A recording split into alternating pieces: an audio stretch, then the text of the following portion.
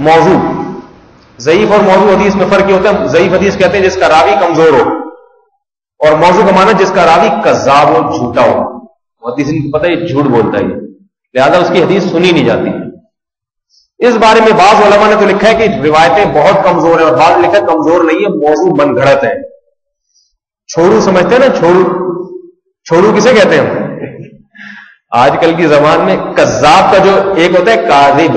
کاذب مانا جھوٹ بولنے والا. کبھی کبھار جیسے ہر آدمی آج کل کبھی کبھار 2-4 ٹوپی پہنا اپنے پاس رکھتا ہے, ایک آدھ ٹوپیاں, یہ ضرورت پڑی تو میں ٹوپی پہنا دوں گا. دکاندار جو سچ بول کے مال بیچتے ہیں وہ بھی کبھی کبھار گاہک کو ٹوپی پہناتے ہیں, ٹھیک ہے نا. ہر آدمی آج کل پورا سچا کوئی بھی نہیں ہے, تھوڑا بہت نہیں تو 100% نہ ہو تو 1% پہ بول ہی دیتے ہیں ہر آدمی. تبھی کہتے ہیں نا ٹوپی پہنا رہا ہے, تو یہ ہر آدمی پہناتا ہے ٹوپی. مولوی صاحب بھی پہناتے ہیں ٹوپی, اور جناب دکاندار بھی پہناتا ہے, تاجر بھی پہناتے ہیں. ٹوپی پہنانے کی ضرورت ہر آدمی کو پڑتی ہے. اس کو کہتے ہیں کاذب, جھوٹ بولنے والا. اور ایک ہوتا ہے کذاب. کذاب کا معنی ہے جھوٹا, جسے آج کل ہم کہتے ہیں چھوڑو. جیسے کبھی کسی کے پاس بیٹھ جائے نا, اوٹ پٹانگ ہانکنے لگے, تو ہم کہتے ہیں یار یہ جھوٹ بول رہے ہیں. اور اگر آپ دیکھیں جب بھی اس کے پاس بیٹھو, یہ ہمیشہ کوئی نئی چیز ہی لاتا ہے مارکیٹ میں. یہ ہمیشہ کوئی ایسی بات ہی کرتا ہے جو آج تک ہم نے نہیں سنی, تو اس کو لوگ پھر آہستہ تو کیا مشہور ہو جاتا ہے, یہ بندہ ہی چھوڑو, اس کی بات پہ یقین نہ کرو. تو ایسے آدمی کو کیا کہتے ہیں کذاب. اور ایسا راوی جب کوئی حدیث بیان کرتا ہے تو اس کی حدیث قبول نہیں. وہ تو چھوڑو ہے نا, وہ تو نبی پر بھی بہتان باندھتا ہے. تو محرم کے بارے میں جو یہ حدیثیں ہیں نا کہ اس میں دسترخوان وسیع کرو, ان کے راوی کیا تھے, سارے کے سارے چھوڑو. صحیح ہے, لیکن ہماری کتابوں میں چونکہ آ گئی ہیں, لہذا بہت سے علماء بھی بغیر تحقیق کے وہ حدیثیں آگے بیان کرتے رہتے ہیں. ان علماء سے تو بدگمان نہیں ہونا چاہیے, کیونکہ ہر عالم کی ہر وقت نظر ساری چیزوں پہ نہیں ہوتی. ایسا کوئی بھی نہیں ہے کہ ایک عالم جب کسی موضوع پر بیان کرے تو وہ حدیثوں کی بھی تحقیق ہو اور ہر چیز کی تحقیق ہو. ایسا نہیں ہوتا. بعض دفعہ انسان بات کر دیتا ہے, جب توجہ دلائی جاتی ہے تو احساس ہوتا ہے کہ بھئی یہ حدیث تو صحیح نہیں تھی. کبھی کسی عالم کے منہ سے یہ باتیں سنیں تو بدگمان نہ ہو ان عالم سے, لیکن یہ بات ذہن میں رکھیں کہ یہ جتنی حدیثیں اس بارے میں کوئی بھی حدیث صحیح نہیں ہے. تو علماء اگر کہیں تو ان کو توجہ بھی دلائیں کہ حضرت آپ ان حدیث کی روایات کی تحقیق کریں. لیکن یہ چیز آئی کہاں سے؟ ایک حدیث میں آتا ہے موضوع منغلط حدیث ہے کہ جو اس دن میں سرما لگائے گا پورے سال اس کو آنکھ کی بیماری نہیں ہوگی. اب دیکھیں سرما لگانا اور نئے کپڑے پہننا اور یہ دسترخوان وسیع کرنا, یہ سارے وہ عید والے اثرات ہیں, عید والے جو لیے جا رہے ہیں سنت. اس لیے 10 محرم میں نہ تو یہ ہمارے لیے کوئی اضافی خوشی کا دن ہے اور نہ یہ ہمارے لیے منحوس دن ہے. باقی اس دن کی فضیلت کیوں ہے, اس کیوں کا جواب ہمارے پاس نہیں. ایک وجہ تو یہی ہے کہ اللہ کے نبی نے حکم دیا کہ جب حضرت موسیٰ کو نجات ملی ہے تو موسیٰ علیہ السلام کی یاد میں اگر یہودی منا رہے ہیں تو ہم اس سے زیادہ روزہ رکھیں گے شکرانے کے طور پہ. اللہ کے نبی اگر نہ کہتے تو ہم یہ روزہ نہ رکھتے, کیونکہ کسی کی خوشی کو منانا یا روزہ رکھنا یہ جب تک ہمارے نبی حکم نہ دے ہم یہ کام نہیں کر سکتے. تو نبی نے حکم دیا اس لیے ہم کر رہے ہیں. دوسری بات یہ کہ 9 اور 10 محرم یا 10 اور 11 محرم یہ دونوں روزے رکھنا افضل ہے, ضروری نہیں ہے, ایک بھی رکھ سکتے ہیں. بعض لوگوں میں 2 کی ہمت نہیں ہوتی تو وہ اس چکر میں وہ دونوں ہی چھوڑ دیتے ہیں کہ نہیں جی ملا کے لازمی رکھنا پڑے گا. بہتر یہ 9-10 محرم کو رکھا جائے یا 10-11 کو رکھا جائے. اگر کوئی نہیں رکھتا تو آج 10 محرم کا بھی رکھ لے, انشاءاللہ کافی ہو جائے گا. اس کی بڑی فضیلت ہے. رسول اللہ صلی اللہ علیہ وسلم نے فرمایا 10 محرم کا روزہ 1 سال کے روزوں کے برابر ہے. اور عرفہ کے روزے کے بارے میں آتا ہے کہ عرفہ کے دن کا روزہ 2 سال کے روزوں کے برابر ہے. تو اس لیے پتہ چلتا ہے, علماء نے لکھا ہے کہ عرفہ کے روزے کی فضیلت 9 ذی الحجہ جو ہے اس کی فضیلت 10 ذی الحجہ کے روزے سے, یہ 10 محرم کے روزے سے زیادہ ہے. اور بعض نے کہا کہ نہیں 10 کی زیادہ 9 کی کم. بہرحال دونوں کے اپنے اپنے فضائل ہیں. ایک بات تو یہ. دوسری بات یہ بہت اہم بات ہے, آواز تو سب کو پہنچ رہی ہے صحیح طریقے سے. دوسری بات یہ کہ آج کل مسلمان نے جیسے 10 محرم میں کھانے حلیم کھچڑے مچڑے شروع کر دیے. اچھا یہ حلیم کا فلسفہ بھی بہت عجیب ہے. ہم چھوٹے تھے تو ہماری دادی بھی حلیم بناتی تھی. سگی دادی نہیں بناتی تھی, ہماری سگی دادی بڑی ماشاءاللہ عقیدے میں بڑی مضبوط تھی. حضرت مولانا عبد الرحیم رائے پوری رحمۃ اللہ علیہ سے ان کا اصلاحی تعلق تھا ہندوستان میں. وہ یہ قرآن خوانی اور تیجے 40واں ان چیزوں کو بالکل نہیں مانتے تھے. اور یہ کھچڑے مچڑے ہوتے ہیں نا, یہ کھچڑے حلیموں کے کھچڑے کبھی بلا دیتا تھا نا کہ تیجے کی دعوت پہ کہ سویا میں تشریف لے آئیں, تو وہ بولتی تھی ان کو نہیں پتا تھا یہ حرام ہے حلال. کہتی تھی یہ مردوں پہ کھانا جو ہے نا یہ ہمارے حلق سے نہیں اترتا. کسی کے یہاں میت ہو گئی اور آپ مرغے کھا رہے ہیں بیٹھ کے، کتنی غیرت کے خلاف ہے انسان. مردے کے کھانے جو ہے یہ غیرت کے خلاف ہے یا نہیں؟ ایک آدمی کے گھر لوگ مر گئے اور وہ مرغے کھا رہے ہیں وہاں بیٹھ کے، غیرت کے خلاف ہے یہ. اب بے غیرت ہی بن جائے آدمی تو پھر وہ ایک صاحب تھے، ان کے ہاں ابا کا انتقال ہو گیا. انہوں نے کہا نہیں، نہ تیجا کروں گا نہ 40واں کروں گا. لوگوں نے کہا لوگ کیا کہیں گے، مر گیا مردود، نہ فاتحہ نہ درود، کچھ بھی نہیں، صرف سوکھا سوکھا گیا ہے. ابا کے لیے اتنا بھی نہیں کر سکتے. اب دیکھو ابا کے لیے دعائیں کرو نا، صدقات و خیرات کرو جو حدیث سے ثابت ہے، چپکے سے کرتے رہو. لیکن لوگ کہتے ہیں نہیں ابا کے لیے کچھ کرو پتہ چلے، تمبو لگاؤ، دیگے پکاؤ، پتہ چلے. ابا کے لیے کچھ بھی نہیں کرتے. تو انہوں نے اب لوگوں کے تانے سے بچنے کے لیے دیگیں تیار کی، موٹے موٹے مرغے پکائے اور سب لوگوں کو بلایا. لیکن آدمی بڑا ہوشیار تھا. جب سارے آ گئے اور مرغوں کی بوٹیاں ہاتھ میں لے کے منہ کے قریب کرنے لگے تو وہ کہتے ہیں 1 منٹ ذرا ٹھہر جائیں پلیز، میری ایک بات سن لیں، اس کے بعد آپ جتنا چاہیں کھائیں. لوگوں نے پوچھا بھائی کیا بات ہے؟ کہنے لگے بات اصل میں یہ ہے، میرے ابا کا انتقال ہوا ابھی 3 دن پورے نہیں ہوئے، 72 گھنٹے نہیں ہوئے، ابھی کفن میلا نہیں ہوا. میں غم سے میرا یہ حال ہے کہ میرے حلق میں سوکھی روٹی نہیں اتر رہی اور تم لوگ میرے گھر مرغے کھانے کے لیے آ گئے ہو، تمہیں شرم نہیں آتی؟ چلو بسم اللہ کرو. لوگ کہنے لگے کم بخت بسم اللہ کے قابل چھوڑا گئے تھے. اس نے کہا کھاؤ نا، کھائیے. وہ پرانے لوگ تھے، کھانا ویسے ہی چھوڑ کے چلے گئے. ہماری حضرت فرمایا کرتے تھے اگر آج کا مسلمان ہوتا پھر بھی کھاتا. کہتے ثواب ہے، برکت، تبرک کا کھانا ہے. لوگ اس کو چھوڑتے نہیں، کہتے ہیں یہ کھانا کبھی نہیں چھوڑنا چاہیے، یہ سالے ثواب. اس پہ قرآن پڑھا ہوا ہے. یہ حلوے سامنے رکھ کے پوری سورہ فاتحہ 7 دفعہ پڑھی ہے، میں نے خود دیکھا ہے. اتنا ایسا کھانا کیسے چھوڑ دے؟ تو آج کا مسلمان ہوتا تو نہیں چھوڑتا اس کے، بلکہ وہ حلق میں ڈال کے آپ ہاتھ بھی ڈال دیتے نا اس کے حلق میں، کشیشتے وہ ہاتھ چبا کے کھا جاتا. یہ کھانا نہیں چھوڑوں گا.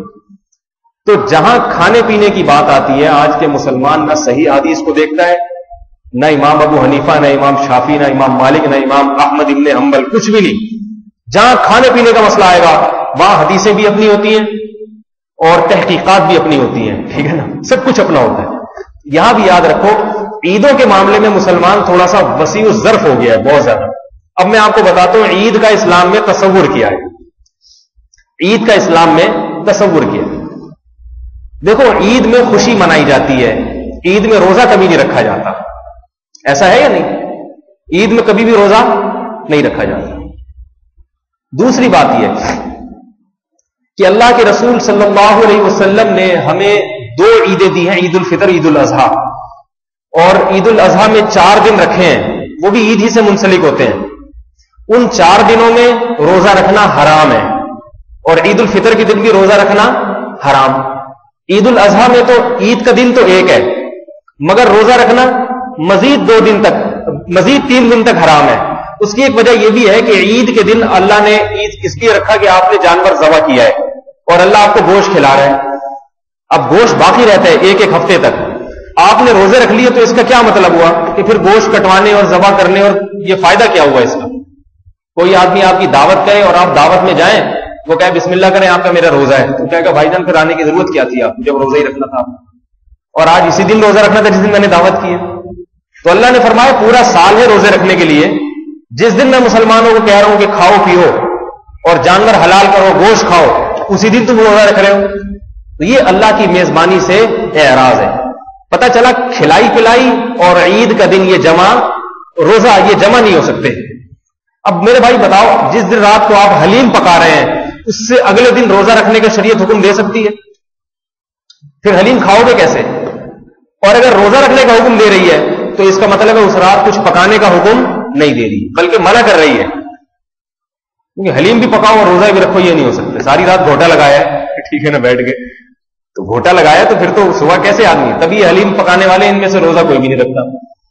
دوسری بات یہ بہت اہم بات ہے جو بہت غور سے سننے اور سمجھنے کی ہے.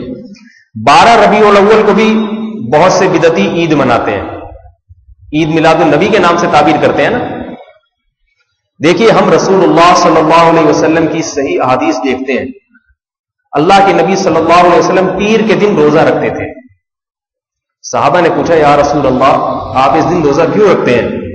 آپ صلی اللہ علیہ وسلم نے فرمایا یہ میری پیدائش کا دن ہے لہذا میں چاہتا ہوں کہ اس دن روزے سے رہا کروں. آپ صلی اللہ علیہ وسلم نے اپنی پیدائش کے دن کو عبادت کا دن قرار دے دیا, اور عبادت نماز والی نہیں, کیونکہ یہ نماز والی عبادت تو عید کے دن بھی ہو جاتی ہے. آپ یہ بھی تو کر سکتے تھے کہ آج میری پیدائش کا دن ہے, پیر کا دن, لہذا میں نمازیں زیادہ پڑھوں گا. اس طرح بھی تو شکر ادا ہو جاتا ہے, نہیں ہو جاتا؟ آج چونکہ میری پیدائش کا دن ہے لہذا میں صدقات و خیرات زیادہ کروں گا. بہت باریک بات ہے, سمجھنے کی کوشش کریں. لیکن آپ نے نہ صدقات و خیرات کا حکم دیا, نہ اس دن زیادہ صدقات و خیرات کیے, نہ زیادہ نمازیں پڑھی, کیونکہ نمازیں اور عید جمع ہو سکتی ہے. عید کے دن بھی زیادہ نمازیں پڑھی جا سکتی ہیں. عید کے دن تو صدقات و خیرات زیادہ کیے جاتے ہیں, باقاعدہ صدقہ فطر دیا جاتا ہے, اور قربانی کا گوشت صدقات و خیرات میں تقسیم کیا جاتا ہے. عید اور صدقات و خیرات جمع ہو سکتے ہیں, عید اور نمازیں جمع ہو سکتی ہیں, مگر عید اور روزہ جمع نہیں ہو سکتا. آپ نے روزے والی عبادت کر کے بتا دیا کہ میری پیدائش کا دن روزے کا دن تو ہو سکتا ہے, عید کا دن قطعاً نہیں ہو سکتا. نہیں آئی بات سمجھ بھائی؟ آ رہی ہے تھوڑی تھوڑی. تو پتہ یہ چلا کہ آپ کی پیدائش کا دن عید کا, کیونکہ عید اور روزہ خوشی جب ہوتی ہے نا تو بھوکا پیاسا نہیں ہوتا انسان. یہ کیسی خوشی ہے آپ کے, آج میرے بیٹے کی شادی ہے, میں 3 وقت کا کھانا نہیں کھاؤں گا.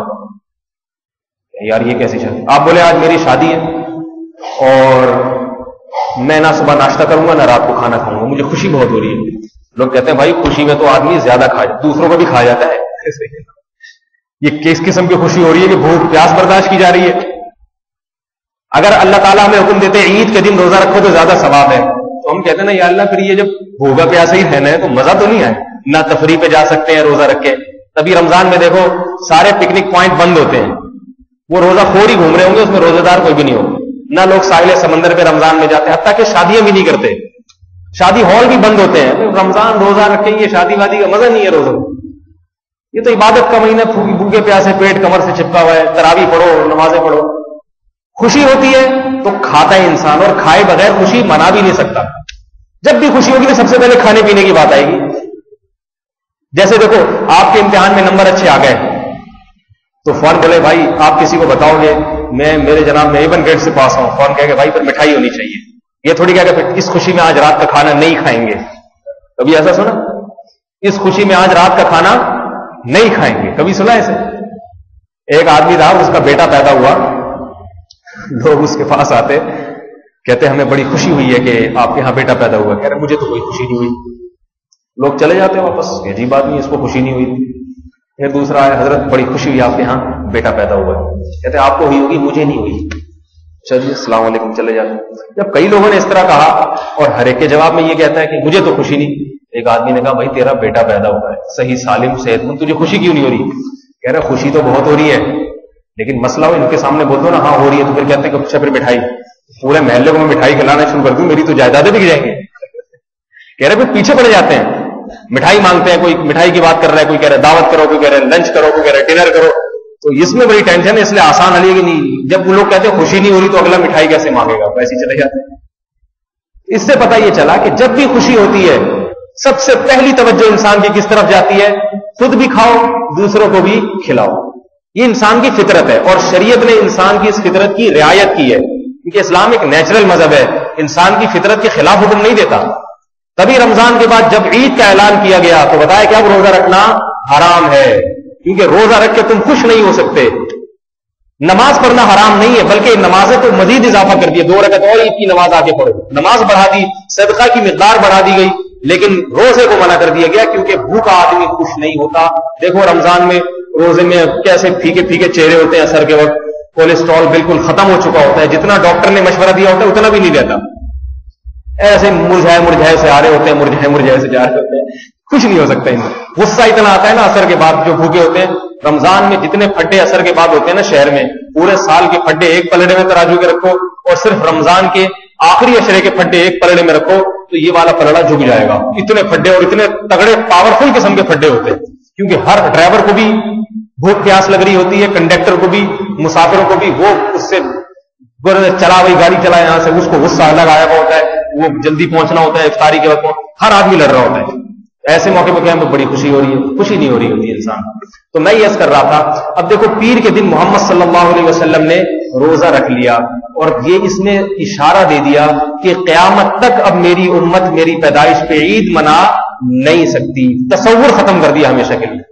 اس کی ایک اور دلیل، جمعہ کا دن مبارک اور مقدس دن ہے یا نہیں ہے نا مقدس دن. جمعے کو بھی مجازی عید کہا گیا ہے، چھوٹی عید ہے، خوشی کا دن ہوتا ہے. اسی لیے رسول اللہ صلی اللہ علیہ وسلم نے جمعے کو نہانے دھونے کا بھی حکم دیا. صاف ستھرے کپڑے پہنتے ہیں ہم، عید جمعے کی نماز آ کے پڑھتے ہیں. یہی خطبہ جو عید میں ہوتا ہے وہی جمعے کے دن بھی خطبہ ہوتا ہے. عید کی نماز خطبے کے بغیر نہیں ہوتی، جمعے کی نماز خطبے کے بغیر نہیں ہوتی، چونکہ یہ دن بھی خوشی کا دن ہے. لہذا اس بارے میں بھی صحیح حدیث ہے، لا تختصوا یوم الجمعۃ بصوم، فرمایا جمعے کے دن کو روزے کے ساتھ خاص نہ کرو. صحیح حدیث ہے. اس لیے اگر کوئی آدمی پہلے سے روزہ رکھتا آ رہا ہے، جمعرات کا بھی، جمعے کا بھی، ہفتے کا بھی پہلے سے رکھتا آ رہا ہے، اس کے لیے تو جائز ہے. لیکن اسپیشلی کوئی جمعے کا روزہ اس لیے رکھے کہ آج کا دن مقدس دن ہے، بڑا دن ہے، لہذا میں روزہ رکھوں گا، اس سے نبی علیہ السلام نے منع کیا ہے. سمجھ میں آ رہی ہے بھائی بات؟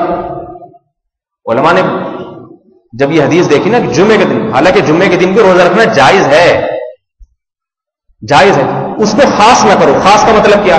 جمعے کو یہ سمجھ کے روزہ رکھنا کہ آج چونکہ جمعہ ہے اس لیے رکھوں گا میں، یہ صحیح نہیں.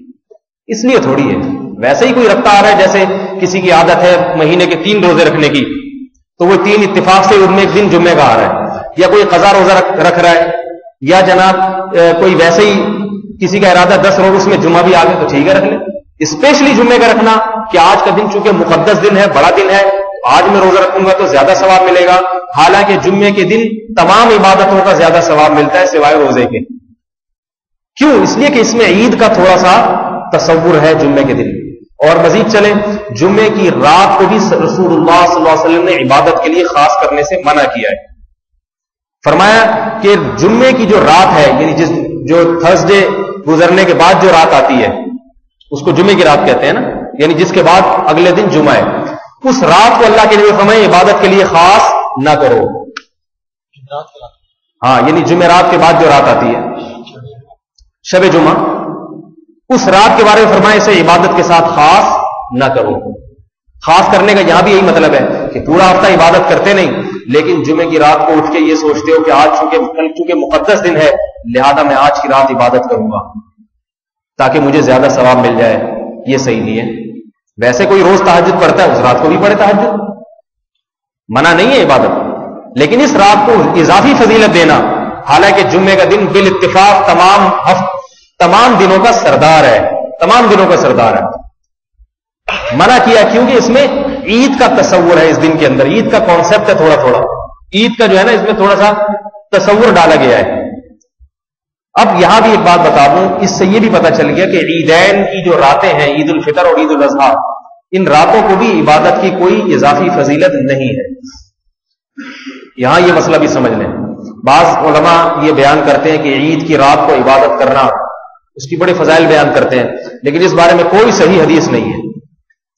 عید الفطر کی رات کو عبادت کے بارے میں کوئی صحیح حدیث نہیں ہے، عید الاضحیٰ کی رات کو عبادت کے بارے میں کوئی صحیح حدیث نہیں، بلکہ اس کے مخالف پر دلائل قائم ہیں. وہ دلائل کیسے قائم ہیں؟ دیکھو، اللہ کے نبی صلی اللہ علیہ وسلم جب سورج غروب ہوتا تھا، سورج جب غروب ہوتا تو افطاری میں آپ صلی اللہ علیہ وسلم جلدی فرمایا کرتے تھے. کیوں؟ یہ بتانے کے لیے کہ اب ہمارا روزہ نہیں ہے، اب خام خواہ بھوکا پیاسا رہیں گے اور اس میں ثواب سمجھیں گے تو یہ بدعت عمل بن جائے گا. جب تک اللہ نے پابندی لگائی پابند رہیں گے، جب پابندی اٹھی تو ہم یہ بتانے کے لیے کہ پابندی اٹھ گئی ہے فوراً کھائیں گے، فوراً پیئیں گے. اس لیے آپ صلی اللہ علیہ وسلم نے افطار میں جلدی کرنے کا حکم دیا. یہ جلدی کیوں حکم دیا؟ تاکہ پتہ چل جائے کہ روزے کا وقت ختم ہو گیا. تو یاد رکھو، رمضان میں 2 عبادتیں ہیں، ایک دن کا روزہ اور ایک رات کی تراویح اور تہجد. یہ مستقل دونوں عبادتیں، دونوں رمضان کے ساتھ خاص ہیں. تہجد کی جو فضیلت رمضان میں وہ دوسرے پورے سال میں نہیں ہے، تبھی رات کو جاگنے کا بہت حکم دیا ہے. اب جیسے ہی عید کا چاند نظر آیا تو یہ دونوں عبادتیں مرتفع ہو گئی. سمجھ رہے ہیں نا؟ جو رمضان کے ساتھ خاص تھی یہ دونوں عبادتیں کیا ہو گئی؟ ختم. لہذا عید کی رات کو یہ سمجھنا کہ آج میں عبادت کروں گا تو زیادہ ثواب ملے گا، یہ اس اصول اور قیاس کے بھی خلاف ہے اور صحیح حدیث سے بہرحال ثابت نہیں ہے. ویسے بھی ایک بات ہے، اس کو لیلۃ الجائزہ کہا جاتا ہے نا، انعام کی رات. تو جو انعام کی رات ہوتی ہے وہ عبادت کی رات نہیں ہوتی. جیسے عید کا دن انعام کا دن ہے نا، انعام کا دن کا کیا مطلب؟ روزے رکھے اب اللہ سے تمہیں اس کا اجر ملے گا. تو جو رزلٹ کا دن ہوتا ہے وہ امتحان کا دن نہیں ہوتا. اسی طرح رمضان کی راتوں میں جو عبادتوں میں تھکایا جا رہا تھا، عید کا چاند نظر آتے ہی وہ عبادت کیا ہو گئی؟ ختم. باقی کوئی تہجد کا معمول ہے تو وہ عید کی رات میں تہجد پڑھے، جس کا معمول نہیں ہے وہ نہ پڑھے.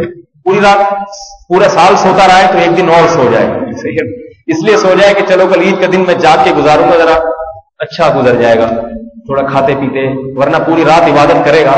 اب بعض لوگ اس کے اتنے فضائل بیان کرتے ہیں کہ عید کی جس نے احیا لیلۃ الفطر، جس نے عید کی رات کو زندہ کیا، پوری رات جاگا رہا، تو یہ فضیلت. میرے بھائی جب پوری رات ایک آدمی عید کی رات جاگے گا تو وہ پھر عید کی صبح کو خوشی کیسے منائے گا؟ اس کو تو اونگ رہا ہوگا، لوگ مل رہے ہوں گے اس سے آ کے، حضرت خیریت سے ماشاءاللہ عید مبارک. وہ سوتے سوتے کبھی گردن میرے دھڑک رہی ہے اور تہجد پڑھ پڑھ کے آنکھیں اندر کو چلی گئی ہوں گی، رنگ اس کا نیلا پیلا ہو گیا ہوگا. تو جیسے عید کا دن کھاتا پیتا اچھا لگتا ہے انسان، تو عید کی رات کو انسان آرام کر لے، لیکن جس کا پہلے سے معمول ہے وہ کرے عبادت. بعض چیزیں ہمارے معاشرے میں ایسی لاشعوری طور پر آ گئی ہیں جن کی کوئی تحقیق سے ثابت نہیں ہے. دوسری بات یہ سمجھ میں آ گیا نا، پورا عید کا تصور یہ جب ہے جب 12 ربیع الاول کو مان لیا جائے کہ نبی کی پیدائش کا دن ہے، ورنہ حقیقت تو یہ کہ 12 ربیع الاول نبی کی پیدائش کا دن ہے ہی نہیں. تو اس دن یہ بدعتی لوگ عید مناتے ہیں، ناچتے ہیں، اور ایسی عید مناتے ہیں کہ ایسی عید الفطر میں نہیں مناتے جس کا نبی نے منانے. بتاؤ عید الفطر میں کوئی بریک ڈانس کرتا ہوا نظر آیا آپ کو؟ بریک ڈانس میں اس لیے کہہ رہا ہوں کہ اب 12 ربیع الاول پہ صرف ناچا نہیں جاتا، باقاعدہ بریک ڈانس ہونے لگے. یا رسول اللہ میں کیا بتاؤں آپ کو کیسے ہو. میں ایک دفعہ جا رہا تھا تو دیکھا کہ گرین چینل والوں کی گاڑی رکی، میں بائک پر پیچھے، ایک دم وہ سارے چینل والے نیچے اتر کے دونوں ہاتھ اوپر کر کے ڈانس کر رہے ہیں. میں نے کہ ان کو کیا ہو گیا؟ اچھے بولے داڑھیوں والے، داڑھی والا ناچتا ہوا ویسے ہی اچھا نہیں لگتا، گھوم رہے ہیں، رقص ہو رہا ہے، یا رسول اللہ، رسول کی آمد مرحبا، آقا کی آمد مرحبا، تو ناچ رہے ہیں. تو یہ تو میرے بھائی اتنا خوش تو عید میں نہیں ہوتا، عید الفطر میں نہیں ہوتا. تو 12 ربیع الاول کو دیکھو، خوش ہونا الگ چیز ہے، خوشی منانا الگ چیز ہے. خوش ہونے پر نہ گورنمنٹ کی طرف سے کوئی پابندی ہے نہ اللہ کی طرف سے. خوش تو کبھی بھی ہو سکتا ہے انسان. اگر کسی کو ربیع الاول کے مہینے سے محبت ہے اس لیے کہ اس مہینے میں نبی علیہ السلام آئے ہیں، کوئی بات نہیں، بہت اچھی بات ہے اگر آپ کو نبی کی مناسبت سے اس مہینے سے محبت ہو گئی. لیکن اس محبت میں آپ اپنی مرضی سے کوئی عبادت نہیں کر سکتے. اگر آپ، کیونکہ عبادت کے لیے ضروری ہے کہ قرآن اور حدیث سے اس کا ثبوت ہونا چاہیے، اگر نہیں ہے تو پھر آپ وہ کام نہیں کر سکتے. سمجھ رہے ہیں نا؟ اور جتنا ہے اتنا کرنا پڑے گا. روزہ پیر کے دن تو ثابت ہے، 12 ربیع الاول کا روزہ بھی ثابت نہیں ہے. نبی نے پیر کے دن رکھا، 12 ربیع الاول کو نہیں رکھا روزہ. تو نہ 12 کو رکھا نہ 9 کو رکھا، یہ عمل بدعت ہے. یہ محرم کے حوالے سے کچھ باتیں تھیں، اور تو کوئی غلط فہمی نہیں پہلے محرم کے بارے میں.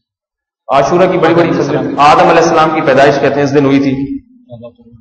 آدم علیہ السلام کی توبہ قبول ہوئی، قیامت آئے گی. یہ کسی صحیح حدیث سے ثابت نہیں ہے یہ چیز، ٹھیک ہے نا؟ کیا کروں، نہیں ہے، میرا تو قصور نہیں ہے نا. اب لوگ کہتے ہیں ہر چیز کے بارے میں یہی کہہ دیتے ہیں ثابت نہیں ہے. تو بھائی میرا تو قصور نہیں ہے، اس میں ثابت نہیں ہے.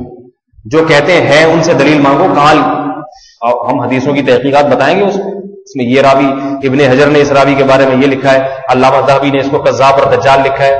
جو مشہور محقق حضرات گزرے ہیں اسماء الرجال کے، جن کی بات معتبر سمجھی جاتی ہے، ان حضرات نے ان راویوں کو کذاب اور دجال اور ضعیف لکھا ہے. تو پھر تو کوئی ان کی رائے سے ہٹ تو نہیں سکتا نا.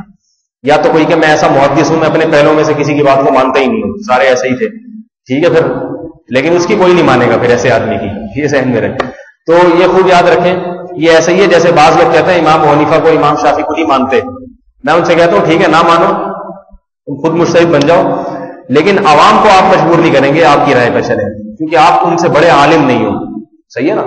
عوام پھر بھی آپ کی بات نہیں مانے گی، عوام انہی کی بات نہیں. وہ آپ سے پہلے تھے، آپ سے بڑے تھے. آپ اپنی تحقیق اپنے پاس تو رکھ سکتے ہیں. آپ جانیں قیامت میں اللہ آپ کو جو حساب لینا ہوگا لے گا، لیکن اس پہ دوسروں پہ آپ مسلط نہیں کر سکتے. دوسروں پہ وہی بات بتائی جائے گی جو آپ سے بڑے پہلے گزر چکے ہیں. تو حدیث کے بارے میں بھی ایک میری اور آپ کی تحقیق ہے، ایک وہ لوگ ہیں جو ہم سے پہلے محدثین، امام بخاری، امام مسلم، یہ بڑے بڑے محدثین گزر چکے ہیں, ان کی تحقیق مانی جاتی ہے. آج کسی آدمی کی نہیں میری تحقیق اس کے خلاف ہے تو وہ اس کو کوئی بھی نہیں مانے گا, تو کون ہے 15ویں صدی میں پیدا ہو کے بات کر رہا ہے. تو یاد رکھو اس بارے میں احادیث صحیح نہیں ہے, ٹھیک ہے نا. البتہ میں نے بتایا کہ اگر کسی عالم سے اس کے خلاف سنے پھر علماء سے بدگمان نہ ہو. دنیا میں کوئی ایسا نہیں ہے جس سے غلطی نہ ہوتی ہو, کوئی ایسا نہیں ہے جو ہر چیز میں پوری تحقیق کر کے بات کرتا ہوں. میں اس لیے کہہ رہا ہوں کہ میں یہاں ایک بات کرتا ہوں, اڑوس پڑوس کی مسجدوں میں امام لوگ کبھی کوئی محرم کی فضیلت میں بیان کر دیتے ہیں کہ آدم علیہ السلام کی توبہ قبول ہوئی تھی. اب یہ نوجوان طبقے کو شر پھیلانے کا موقع ملتا ہے. یہ مولوی صاحب کے پاس جا کے کہتا ہے وہ مولانا طارق مسعود صاحب تو کہہ رہے تھے کہ یہ 100% غلط, بالکل کچھ نہیں.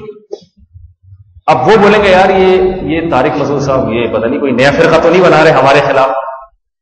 اب وہ پھر میرے بارے میں مبالغہ شروع کر دیں گے, وہ تو جانتے ہیں, وہ تو کسی چیز کو مانتے ہی نہیں, وہ تو وہابی بھی اس سے بھی کچھ آگے کی چیز ہے, وہ تو دیوبندی نہیں ہے.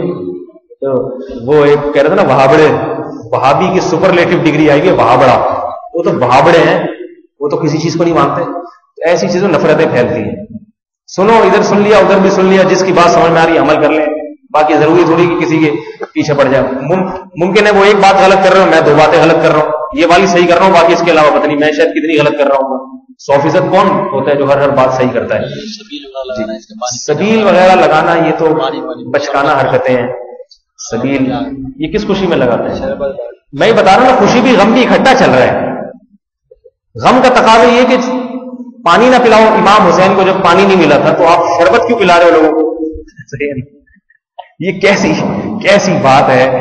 وہ کسی نے کہا نا کہ غم حسین میں ایک اصل میں تو مرثیہ اس طرح ہے, غم حسین میں بپا ہر طرف ماتم ہے. اصل میں یہ ہے, غم حسین میں بپا ہر طرف ماتم ہے اور شور ہے اور غم ہے, کوئی ایسا مصرع ہے. تو ہمارے ایک دوست نے بتایا, کہہ رہے جب میں 10 محرم میں نے دیگے پکتی بھی دیکھی, حلیم اور اونڈے اور شبیلے, تو اس کو انہوں نے یہ بنایا غم حسین میں جتنا بھی کھا لو وہ کم ہے. غم حسین میں جتنا بھی کھا لو وہ کم ہے, ہر طرف دیگ پہ دم ہے. اس طرح وہ مجھے پورا شعر یاد نہیں آ رہا, جہاں بھی جاؤ دیگ پہ دم ہے. یہ کیسا ہے؟ ہم فراق یار میں گھل گھل کے ہاتھی ہو گئے. یعنی دوست کی جدائی میں, علیحدگی میں انسان اس کو دوست کو یاد کر کے موٹا ہوتا ہے یا دبلا ہوتا ہے؟ بتاؤ بھائی, دبلا ہوتا ہے نا. لیکن یہ ایسا غم ہے کہ فراق یار میں گھل گھل کے دبلے ہونے کے بجائے ہاتھی ہو گئے. اتنے گھلے رستم کے ساتھی ہو گئے. ہم فراق یار میں گھل گھل کے ہاتھی ہو گئے, اتنے گھلے رستم کے ساتھی ہو گئے. دیکھو, اگر کسی نے حضرت حسین کی یاد منانی ہے, اور یقیناً آپ اہل بیت میں سے ہیں, نبی کے نواسے ہیں, جنت کے جوانوں کے سردار ہیں, بڑے فضائل ہیں, لیکن جو حضرت حسین سے حقیقی محبت کرے گا تو وہ حضرت حسین کے راستے پر چلے گا. اور حضرت حسین کا راستہ کیا ہے جو کربلا میں جو سبق ملتا ہے؟ دین کی خاطر گردن کٹا دینا. اور یہ گردن آج دین کی خاطر کون کٹا رہا ہے؟ افغانستان میں طالبان کٹا رہے ہیں گردن. یہ سمجھ آئیے نا بات, امریکیوں کے سامنے ڈٹے ہوئے ہیں, گردنیں کٹا رہے ہیں وہ. یہ والا راستہ ہے حضرت حسین کا. 10 محرم کو اگر آپ کے دل میں جذبہ جہاد پیدا ہو جاتا ہے, یا دین کی دنیا میں دین کی اشاعت کا جذبہ پیدا ہو جاتا ہے, دین کی تبلیغ کا جذبہ پیدا ہو جاتا ہے, پھر تو ٹھیک ہے. لیکن اگر آپ میں ان تمام جذبوں میں سے کوئی جذبہ پیدا نہیں ہو رہا, اور آپ میں جناب دسترخوان کو وسیع کرنے کی باتیں ہو رہی ہیں, پہلے ہی مسلمان اتنا کھاتا ہے. کل ایک صاحب نے دعوت دی, آپ تشریف لے آئے. میں نے کہا میں نہیں لا سکتا تشریف, تو اتنا کھا رہا ہے اور مختلف بہانوں سے کھلائی. اسلام میں روزے کا حکم ہے. روزہ عبادت ہے, کھانا عبادت نہیں ہے. روزہ عبادت ہے تاکہ مسلمان پھرتیلا ہو, دبلا پتلا اچھا لگتا ہے اللہ تعالیٰ کو. اتنے موٹے کھا کے توندے. ایک یہودی عالم کی اللہ کے نبی نے توند دیکھی. دیکھو, ایک تو توند انسان کی پیٹ کی خرابی سے نکل جاتی ہے, جیسے ہمارے یہاں کراچی میں پانی صحیح نہیں, پیٹ نکل آتا ہے. اس لیے کہہ رہا ہوں کسی کا پیٹ نکلا ہوا دیکھیں بدگمان نہیں ہوتا. پیٹ نکلتا ہے حرام کھا کے, جیسے کہ پتہ ہی ہے آپ لوگوں کو, میں بھی بتاؤں گا, نام لوں گا تو پھر مناسب نہیں ہے. تو یہ والی جو توند ہے نا, اس پہ نبی علیہ الصلوۃ والسلام نے ایک یہودی عالم کی توند دیکھی, جو لوگوں سے وہ نیاز اور یہ چیزیں کھا کے نا کافی پھول گئے تھے خوشی سے. ٹھیک ہے, تو اللہ کے نبی نے اس سے فرمایا کیا تو نے تورات میں یہ نہیں پڑھا کہ اللہ تعالیٰ کو ایسے عالم سے, ایسے شخص سے نفرت ہے جو موٹی توند والا ہو. یعنی مطلب یہ کہ ایسے کھا کھا کے موٹا ہوگا. تو اسلام میں تو اتنا کھانے پینے کا نہیں ہے. تبلیغ میں نکلو تو تبلیغ والے ایک بات کہتے ہیں نا, کم کھانا, کم سونا اور کم بولنا. اب معلوم نہیں, میں جب پہلے جاتا تھا تو یہ سنتے, اب کا پتہ نہیں کہتے ہیں نہیں کہتے, کہتے ہی ہوں گے انشاءاللہ, اچھی بات ہے. کم کھانا, کم بولنا اور کم سونا, یہ تینوں ایک اچھی صفت ہے. ایک شخص آئے نبی علیہ السلام کے پاس, کافر تھا, کافر. صحابہ کو نبی علیہ السلام نے دودھ پلایا, اس کافر کو بھی, وہ 7 پیالے پی گیا. 7 کے بعد جا کے اس کا پیٹ بھرا ہے اچھی طریقے سے, ٹھیک ہے. پیالے بھی پہلے بڑے بڑے ہوتے تھے. اگلے دن آیا, کلمہ پڑا, مسلمان ہو گیا, یعنی یا تو اسی مجلس میں مسلمان ہو. اگلے دن جب دوبارہ آیا, اللہ کی نبی نے اسے ایک پیالہ دودھ کا دی, وہ پی گیا. آپ نے دوبارہ دیا تو اس نے کہا میں سیر ہو چکا ہوں. اس نے کیا کہا, میں سیر ہو. آپ صلی اللہ علیہ وسلم فرمایا, الکافر یاکل فی 7 امعاء والمؤمن یاکل فی میعن واحد. فرمایا کافر 7 آنتیں بھرتا ہے اور مسلمان 1 آنت بھرتا ہے. کیا مطلب, دین پر آنے کے بعد اس میں قناعت, یہ چیزیں خود بخود پیدا ہو جاتی ہیں. دنیا ضرورت کی چیزیں ٹھیک, اور کافر ہوس ہوتی ہے, وہ کہتے ہیں بس کھا جاؤں, میں ساری لذتوں پہ قربان ہوں, کھا جاؤ, اپنا بھی کیا دوسروں کا بھی کھا جاؤ. کیونکہ کھا رہے ہیں نا, امریکہ کتنا مالدار ملک ہے, لیکن بیچارے غریب مسکین افغانوں کو بھی نہیں چھوڑ رہا. وہ ادھر کا بھی پیٹرول چھین لو, عراق سے بھی نکال لو, حالانکہ تمہارے پاس اتنا ہے, اتنا ہے. سعودیہ کا بھی سارا پیٹرول لے جا رہا ہے. یہ ہوس ہے, ہوس. تو یہ پیٹ میں بھی اسی طرح بھرتے ہیں. تو کتنی بڑی ترغیب ہے. نبی علیہ السلام نے فرمایا کہ ایک آدمی کا کھانا 2 کے لیے کافی ہے. ایک آدمی کا کھانا 2 کے لیے کافی ہے. تو ایک طرف یہ تلقین ہے, روزے رکھو. اللہ کے نبی اتنے روزے رکھتے تھے, روزے پہ روزے رکھنا شروع کر دیتے. ایک صحابہ کو بھی یہی سکھایا. کوئی ایک حدیث نہیں ہے کسی صحابی نے کہا یا رسول اللہ آپ فرمائیے آج کے دن میں کون سا حلوہ پکاؤں. ایک بھی حدیث نہیں. یا رسول اللہ آپ فرمائیے آج کے دن میں کون سی قسم کی بریانی پکاؤں, یا بکری کا شانہ روسٹ کر کے کھانا پسند فرمائیں گے, یا ران کا گوشت یا کوفتے بناؤں. ایسا ایک بھی نہیں ہے. جمعرات کو میں نیاز نکالنی ہے تو میں کس کے نام پہ نیاز نکالوں, یا محرم میں کنڈے پکانے ہیں تو کس طریقے سے پکاؤں, کنڈوں میں تافتان مناسب رہیں گے یا نان پہ گزارا ہو جائے گا. کوئی بھی حدیث نہیں ہے. لیکن ایسی درجنوں حدیثیں ہیں. صحابی آ رہے ہیں, صحیح بخاری کی حدیث, یا رسول اللہ مجھے اجازت دیجیے, ہاں یا رسول اللہ میں موت تک روزے رکھوں گا, کبھی ناغہ نہیں کروں گا, موت تک روزے رکھوں گا. روزے رکھنے کی ترغیبیں حدیثیں ہیں, کھانے پینے کی نہیں. تو ایک صحابی آئے, اللہ کے نبی سے کہا یا رسول اللہ میں جوان آدمی ہوں, ساری زندگی روزے رکھوں گا, مجھے اجازت دے دیں. آپ نے فرمایا نہیں, تم میں اس کی طاقت نہیں ہے, کچھ کم کرو, اور ایسا کرو کہ مہینے میں 3 روزے رکھ لیا کرو بس. اور فرمایا کہ یہ 3 روزے پورے سال کے روزوں کے برابر ہو جائیں گے. وہ لوگ نیکی پہ حریص تھے. انہوں نے کہا ٹھیک ہے 3 روزے پورے سال کے برابر تو ہوں گے, لیکن اگر پورے سال رکھوں پھر کس کے برابر ہو جائیں گے. ہم کہتے ہیں 3 ہو, صحیح ہے, صحیح. 3 دفعہ قل اللہ احد پڑھ لو تو پورے قرآن کا ثواب مل جاتا ہے نا, حدیث میں ہے. تو پورا قرآن پڑھنے کی کیا ضرورت. یہ نہیں پتا جب 3 دفعہ قل اللہ کا پورے قرآن کے برابر تو پورے قرآن کا ثواب پھر کتنا زیادہ ہوگا, پورے قرآن کا بہت زیادہ ہوگا ثواب. تو ان صحابی کو نبی نے فرمایا کہ دیکھو, اور دلیل بھی دی اللہ کے نبی نے, فرمایا ایک نیکی اللہ کے دربار میں 10 نیکیوں کے برابر, تو ایک روزہ 10 روزوں کے برابر, اور 3 روزے 30 روزوں کے برابر. دلیل بھی دے دی, 3 روزے 30, تو ایک مہینے میں 3 روزے رکھ لیے تو پورے 30 روزوں کا ثواب, اور 12 مہینے یہ کام کر لیا تو پورے سال کے روزوں کا ثواب. لیکن صحابی نے فرمایا یا رسول اللہ مجھ میں اس سے زیادہ کی طاقت ہے. 3 تو کچھ بھی نہیں, جوان آدمی ہوں, 3 سے زیادہ رکھ سکتا ہوں میں. آپ نے تھوڑا سا بڑھایا, فرمایا میں اس سے بھی زیادہ رکھ سکتا ہوں. جب بڑھاتے گئے پھر آپ نے فرمایا ٹھیک ہے پھر تم داؤد علیہ السلام والا روزہ رکھو, 1 دن روزہ 1 دن ناغا, 1 دن روزہ 1 دن ناغا. اور کہنے لگے یا رسول اللہ مجھ میں اس سے بھی زیادہ کی طاقت ہے, 1 دن ناغے کے بغیر رکھ سکتا ہوں میں. آپ نے فرمایا لا افضل من ذلک, اس سے افضل روزہ کوئی بھی نہیں ہو سکتا. بس جو بات کہتی ہے اس پہ عمل کرو. 1 دن روزہ 1 دن, ساری زندگی وہ صحابی یہی کرتے رہے, 1 دن روزہ 1 دن ناغا, 1 دن روزہ 1 دن. یہ مشکل ہے, علماء نے لکھا ہے کہ روزانہ روزے رکھنے سے 1 دن روزہ کر کے 1 دن ناغا یہ مشکل ہے, کیونکہ روزے رکھنے سے عادت پڑ جاتی ہے. 1 دن رکھو پھر 1 دن نہیں رکھو تو روٹین روز چینج ہوتی ہے انسان کی, اس میں بڑی تکلیف ہوتی ہے. ان صحابی نے رکھے. تو صحابہ کرام نبی کے پاس یہ نہیں آتے تھے آج جمعرات کی نیاز کس کون سے پیر کے نام پہ, فقیر کے نام پہ نکالوں یا آپ کے نام پہ نکالوں. جو میت کے ایصال ثواب بھی کھلائی پلائی کے ساتھ ہو رہے ہیں، صحیح ہے نا؟ یہ نہیں کسی غریب کو چپکے سے صدقہ خیرات کر دیا جائے. تو بھائی خدا کے لیے اپنے دین کو نہ بگاڑو. دیکھو ایک روایت میں آتا ہے قیامت کے دن رسول اللہ صلی اللہ علیہ وسلم کے پاس کچھ لوگ لائے جائیں گے حوض کوثر کا پانی پینے کے لیے، فرشتے ان کو بھگا دیں گے وہاں سے. آپ علیہ السلام فرمائیں گے تم ان کو کیوں بھگا رہے ہو؟ ان کی صورتیں یہ تو میری امتی ہیں. تو اللہ کے وہ فرشتے کہیں گے کہ اے اللہ کے نبی یہ آپ کے امتی ہیں، مگر انہوں نے آپ کے بعد آپ کے دین میں ایسی تبدیلیاں کر دی تھی جس کا آپ نے حکم نہیں دیا تھا، بدعتی لوگ ہیں یہ. تو آپ صلی اللہ علیہ وسلم فرمائیں گے سحقن سحقن، دور ہو جاؤ مجھ سے، دور ہو جاؤ مجھ سے. بدعتی کے ماتھے پہ کتنے محراب کیوں نہ ہو، کتنی خوبصورت پگڑیاں کیوں نہ باندھی ہوئی ہوں، کتنا سجدے میں رو رو کے اللہ کو مناتا کیوں نہ ہو، لیکن اس نے شریعت میں اگر زیادتی کر لی، اپنی طرف سے چیزیں ایجاد کر لی، اللہ کے ہاں اس کا یہ عمل مردود ہے. دیکھو نماز میں ہم ایک رکعت میں 2 سجدے کرتے ہیں نا، 3 کر لیں تو نماز برباد ہو جائے گی نہیں ہو جائے گی؟ اب کوئی 3 سجدے کر رہا ہے، آپ اسے آگے کہیں 3 غلط ہے، کہ دیکھو مجھے سجدہ کرنے سے روک رہے ہیں لوگ، مجھے سبحان ربی الاعلیٰ پڑھنے سے روک رہے ہیں، میں کوئی چوری تھوڑی کر رہا ہوں، اللہ کے سامنے ناک رگڑ رہا ہوں. تو ہم کہیں گے بھائی نبی نے جس طریقے سے بتایا بس 2 سجدے کی ایک رکعت میں، آپ اس رکھ. اب ان کو کہا جائے نا یہ کنڈے اور یہ حلے میں اور یہ چیزیں نہ کرو، لوگ امام حسین کی یاد منانے سے منع کیا جا رہا ہے، نبی کا دن پہ خوشی ہونے سے منع کیا جا رہا ہے. میں نے وہ انٹرنیٹ پہ کلپ میرا گیا ہوا ہے، اس میں کہ میں نے یہ سوال کیا ہے کہ بھئی جو اللہ کے رسول سے مدد مانگتے ہیں ان سے کچھ سوالات کیے میں نے کہ اللہ نے اپنے نبی کو سارے اختیارات دیے تھے یا کچھ اختیارات دیے تھے. سارے اختیارات دیے تھے تو پھر اللہ سے کب مانگے، نبی سے کب مانگے؟ جب ساری اللہ نے نبی کو دے دی ہے تو اگر کوئی ساری زندگی اللہ کے نبی سے ہی مانگتا رہے تو کیا خرابی ہے؟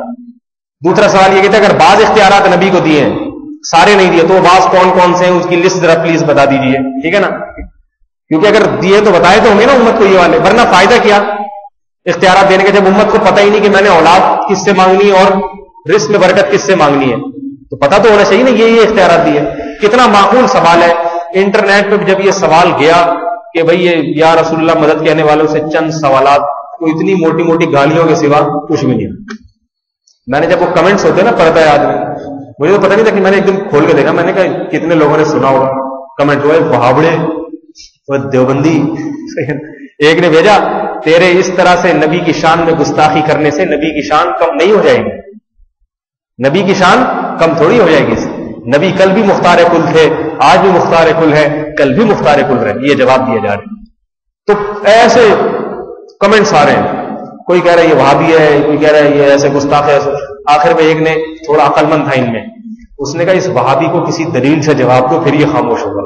ٹھیک ہے، ہاں وہ بھی اسی چینل کا، لیکن سوال کیا لکھ کے بھیجا، اس وہابی کو کوئی دلیل دو، دلیل، اس سے یہ خاموش ہوگا ورنہ یہ چپ نہیں ہوگا. دلیل ہے ہی نہیں، کہاں سے بیچارے تھے. جماعت المسلمین والوں کا نام سنا ہوگا، میں نے ان پہ بھی ایک اشکال جماعت المسلمین کے نام سے چھوٹا سا کلپ شائع کیا ہوا ہے کہ نبی علیہ الصلوۃ والسلام نے یہ جماعت المسلمین ایک نیا فرقہ بنایا. یہ کسی کو نہیں مانتے.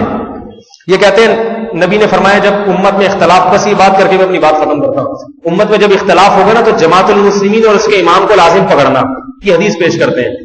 حالانکہ یہاں امام سے مراد مسلمانوں کا خلیفہ ہے. خلیفہ یہ نہیں کہ کماڑی میں یا جوہر آباد میں بیٹھ کے کسی کو رجسٹریشن کروا لیا آپ نے، وہ مسلمانوں کا امام بن گیا.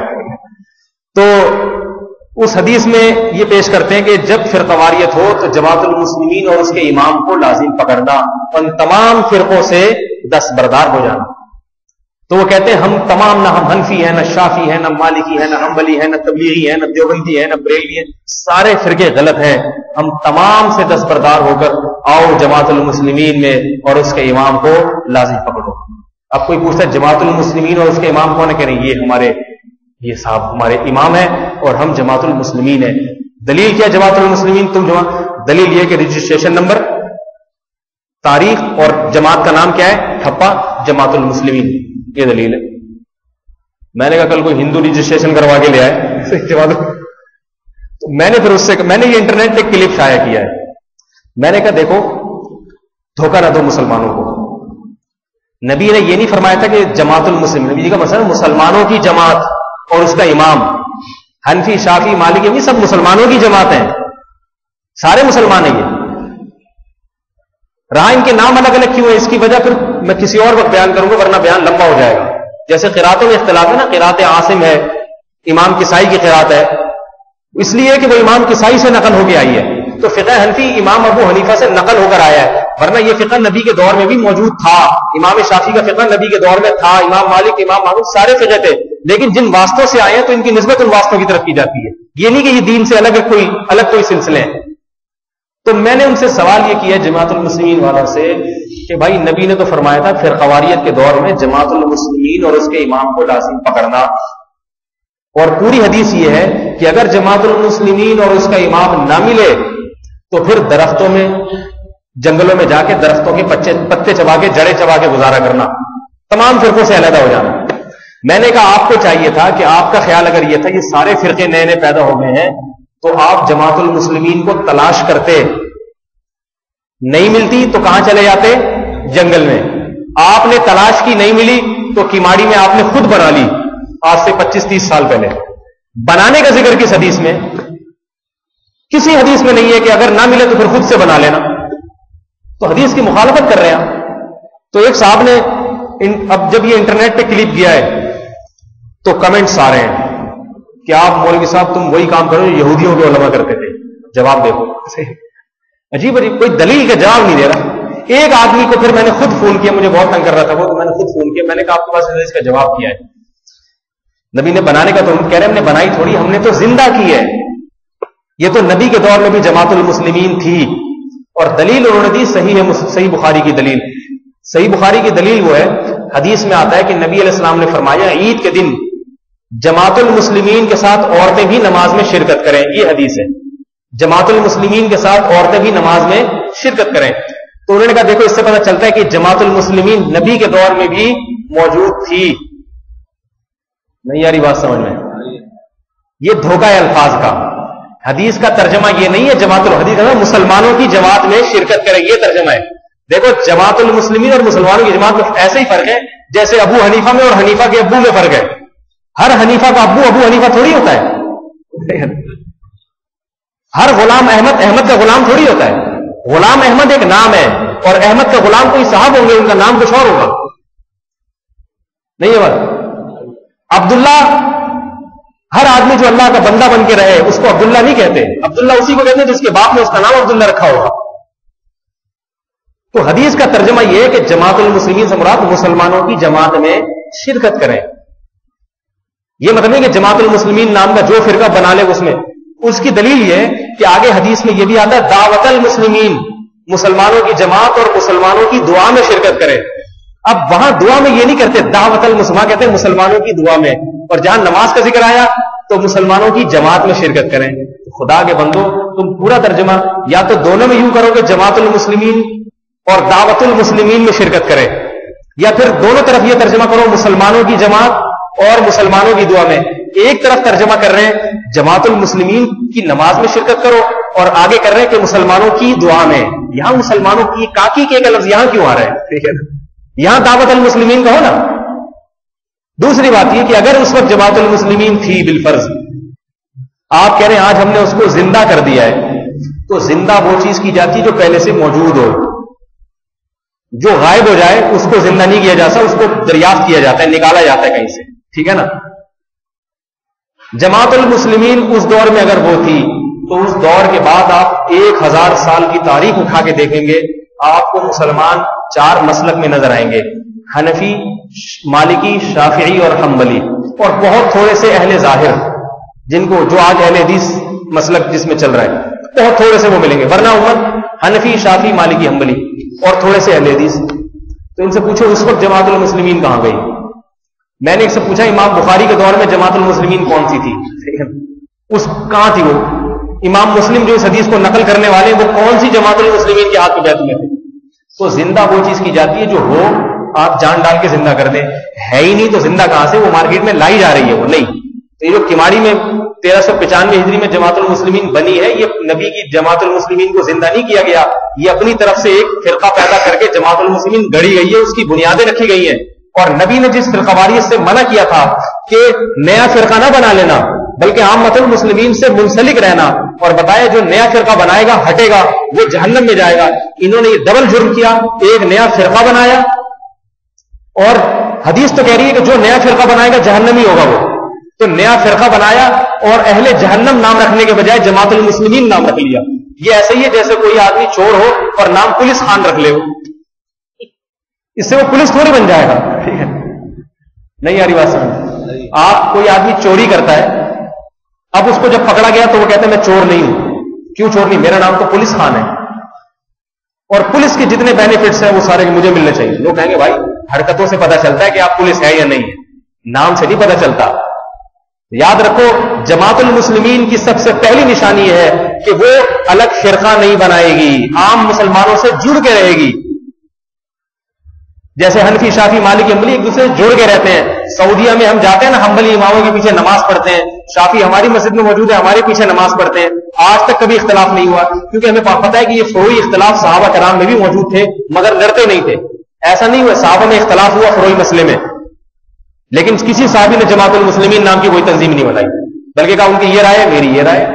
دیکھو نبی نے فرمایا بنو قریظہ پہنچنے سے پہلے کوئی عصر کی نماز نہ پڑھے. صحابہ گئے, راستے میں اختلاف ہو گیا کہ نماز قضا ہونے لگی. بعض نے کہا پڑھیں گے, بعض نے کہا, نبی نے کہا نہیں پڑھو. صحابہ میں اختلاف ہو گیا اور کسی نے پڑھی کسی نے نہیں پڑھی. دو دھڑے بن گئے نا صحابہ کے, فروعی مسئلے میں اختلاف ہوا. جب یہ دھڑے واپس آئے ہیں نبی نے کسی کو ملامت نہیں کی. نہیں, صحابہ کو اس وقت یہ خیال ہے دو دھڑے بن گئے اور فرقواریت تو اسلام میں حرام ہے. اب ہمارے چونکہ ایک نماز پڑھنے والے ایک نہ پڑھنے والے, لہذا جو پڑھنے والے وہ جماعت المسلمین اور جو نہیں پڑھنے والے وہ جماعت الجہنمیین. ایسا نہیں ہوا. نبی کے انتقال کے بعد صحابہ میں فروعی مسائل میں بہت اختلاف ہوا ہے. عبداللہ بن مسعود فرماتے تھے جو امام کے پیچھے قرات کرتا ہے, تلاوت کرتا ہے, میرا دل چاہتا ہے اس کے منہ میں کنگارے ٹھوس دوں میں. یہ اختلاف. اور بعض صحابہ ایسے تھے جو امام کے پیچھے قرات کرتے تھے, لیکن جب دونوں کے ایک دوسرے کی خبریں پہنچتی تھی تو یہ کسی نے نہیں کہا اختلاف فرقواریت کا دور پھیل گیا ہے, یہ سارے جہنم میں. عبداللہ بن مسعود نے کہا میں کوفہ میں بیٹھ کے ایک نئی جماعت المسلمین بناؤں گا اور آج سے میں اس کا امام اور خلیفہ سے اس کی منظوری بھی لے لوں گا. میں ایسا نہیں ہوا. ٹھیک ہے, ان کو پتا تھا فروعی مسائل میں اختلاف یہ وہ فرقواریت نہیں ہے جس کے بارے میں نبی نے بتایا ہے. تو کہتے ہیں نا کہ عقل کے بغیر اگر انسان کے پاس علم آتا ہے نا تو وہ ایسے ہے جیسے آپ خنزیر کے گلے میں ہار ڈال دیں, اچھا لگے گا وہ. علم تو بیچاروں کے پاس آ گیا ہے مگر صلاحیت نہیں ہے, تو یہی حال بیچاروں کا. پھر یہ ایک لفظ کہتے ہیں تقلید. کہتے ہیں تقلید جو ہے نا یہ قلادہ ہے, پٹا ہے, پٹا قلادے سے نکلا ہے. قلادہ جو کتے کے گلے میں پٹا ڈالا جاتا ہے, کہہ رہے تقلید جو آپ امام حنیفہ کی کرتے ہو یہ قلادہ ڈالا ہوا ہے گلوں میں آپ لوگوں نے, پٹا. ان بیچاروں کو یہ بھی نہیں پتا کہ قلادہ جب انسان کے گلے میں ہو تو پٹا نہیں, وہ ہار کہلاتا ہے, ہار. اور کتے کے گلے میں ہو تو پٹا کہلاتا ہے. ٹھیک ہے نا.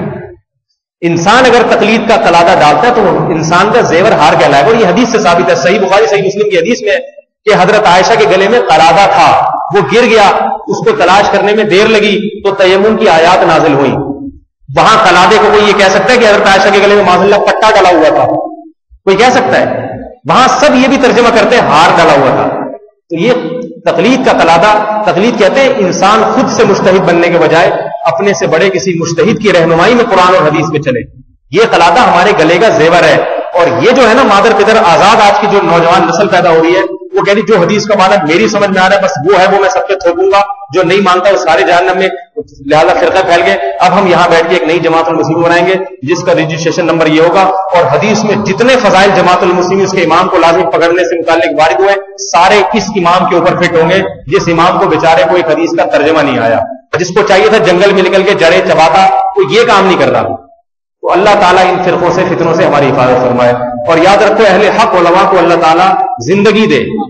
علماء کا جو اہل حق علماء کا وجود یہ پانی اور آکسیجن سے زیادہ ضروری ہے, ورنہ انسان کا ایسے فرقے پیدا ہو رہے ہیں انسان کا ایمان سلب کر لیں اور ختم کر لیں گے. اللہ تعالیٰ ہمیں محرم کے بارے میں بے اعتدالیوں سے بچائے, رسول اللہ صلی اللہ علیہ وسلم کی صحیح اور کامل اتباع کی توفیق عطا فرمائے. سبحانک اللہم و بحمدک نشہد ان لا الہ الا انت نستغفرک و نتوب الیک.